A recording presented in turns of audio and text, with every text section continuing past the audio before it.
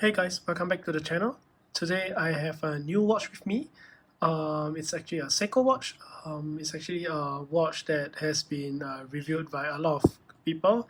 I'm just gonna do an unboxing video. This is the Seiko Prospex Speedtimer, the Panda version, and I got this in Osaka, Japan. And let's begin with the unboxing. So first thing we have this very nice white card box, okay, followed by a nice Seiko, I think it's gray box with a nice Seiko logo imprinted. Then we have the instruction manual and also this serial number and so on and so forth. So it's actually nicely kept inside this compartment in the box. Okay, so with that, here's the watch. Okay, stickers has not been removed yet because this is not my watch. It's one of my buddies. So let me just take out the cushion. Okay, got this in Osaka, Japan for my buddy here. So as you can see, this is the Seiko Speedtimer chronograph. Let me just get some dust away. Okay, so it's really a super beautiful watch. If you love the Panda variation from perhaps, let's say, the Rolex Daytona, this is a great alternative and a great budget alternative. What you're presented here with is white dial with black sub dials, which can really vary itself in terms of different light condition. So in the dark, you can see that it's there's a black bezel, the takemeter bezel, but you can see there's a hue of purple on the sub dial, and this is because the sub dial, it's actually the solar panel. So what's really cool, as you can see on the smaller sub dial here, is that it's actually an F, and this actually means that the battery for this watch is full. So how you're gonna see this is that, let's say for example, if I start the chronograph and let it tick away, so you can see that the 60-second marker is actually on 60. So when it goes one full round, you go to 1. But let's say if I don't want to use this and I just want to go back to that battery indicator, I can just double tap the bottom, and you can see just now where it turns back to F. So let's say if you keep this in the watch box and it doesn't get any sunlight, you will see the indicator going down. So this is a quartz movement, chronograph quartz movement. I'm not sure if I can just, okay, if I start this, then it will show this, and if I go back, it will just stay this way. But just to double check the battery again, you just double tap the bottom, and yep, it's going to full.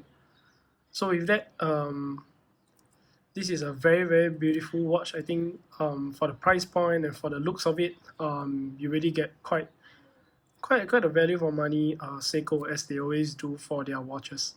So with that, lume on 12, 3, 6 and 9, as well as on the hands. As you can see, there's a bit of faux patina. Other than that, I don't think there's any other looms, but the indices are actually polished. So you can see that it really reflects the light really well to have a bling effect. Other than this, we don't have a signed Seiko crown. Okay, buttons are here to start, stop, and reset the chronograph. Bracelet wise is a oyster bracelet with push pins.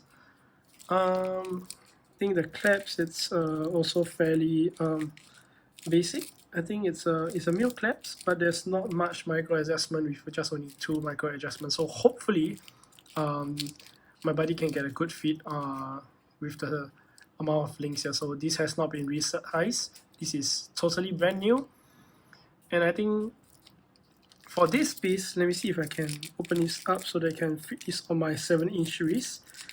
I think I do not. I do not have. Okay. So actually the watch itself, it's really beautiful. So what I'm wearing now is still my favorite 62 months 140th anniversary piece. So let me just take that out and put this on. just for a quick shot. Okay, I think this fits really well. As you can see, there's not much. Okay, well, I will say there is no space. The curvature is really well on my wrist, as you can see. Feels pretty light, I think, because it's a quartz movement, but overall I think the weight is quite balanced. Well, I kind of like this watch right now.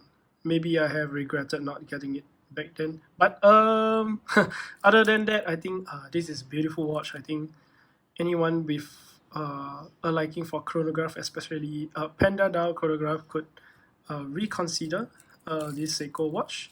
I do understand some of you maybe prefer automatic, but look at the thickness. Is relatively thin. I wouldn't say it's the thinnest for quartz movement, but it's relatively thin, and yeah, I really like the looks of it right now.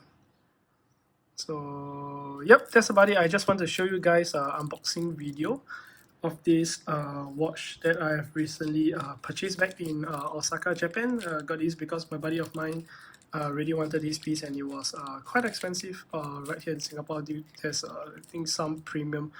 Oh yep, not to forget it's a closed case bag, so nothing much for you to see at the back because it's a quartz movement, but not screw down crown as well, just happened to see it. But yeah, just to show you guys this quick video, roughly about 6 minutes, just to present this watch and show you guys the finishing as well on the bracelet. So yep, okay, so thanks guys, thank you so much for dropping by. I hope you enjoy this quick unboxing, and I'll see you in the next one. Cheers.